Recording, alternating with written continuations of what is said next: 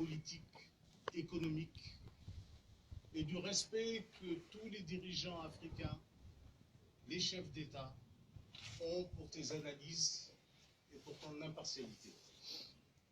Jean Karim était vraiment exceptionnel. Il nous manquera à tous, comme son beau sourire, sa douceur, son amour inconditionnel du prochain, son élégance, sa gentillesse, sa bonté, sa disponibilité, sa générosité, sa rectitude morale, son charisme.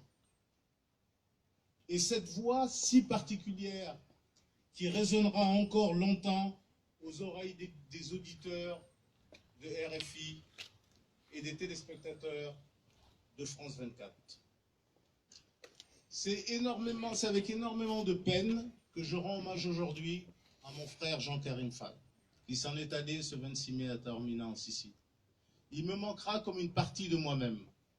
Mais tous ces souvenirs, nos amis communs resteront à jamais comme une partie de sa vie restée liée à la mienne.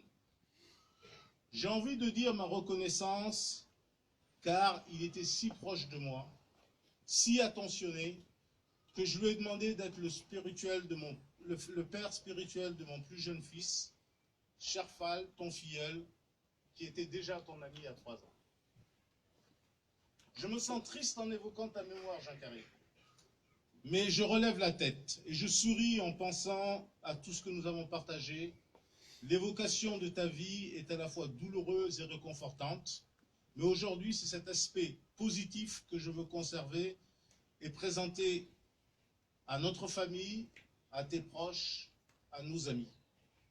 À tous, à toi Janine, à toi Léonilda, sa femme, à toi Sébastien, à toi Chiara, sa fille, sa princesse, à tes jeunes frères, à tes amis, à tes proches, j'exprime mes plus sincères condoléances. Ton souvenir restera avec nous pour toujours. Priez pour lui. Merci Gabi.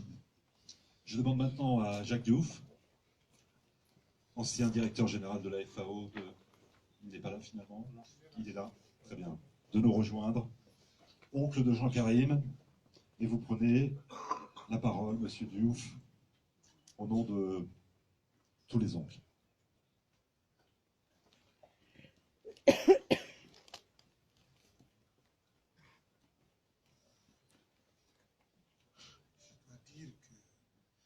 Je suis pris au dépourvu.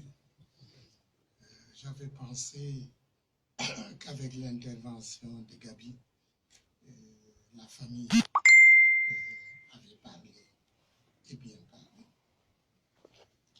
Mais le cousin et en même temps l'ami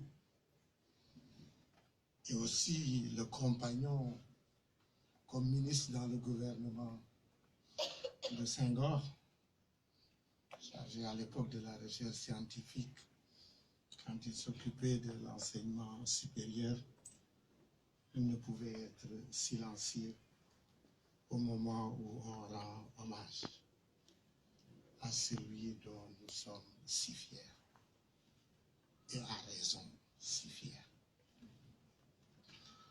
Il a représenté, comme cela a été dit, une synthèse des différentes valeurs de nos cultures différentes et complémentaires. Il a été un honnête homme et un grand homme parce qu'il a su se montrer petit vis-à-vis de ceux sur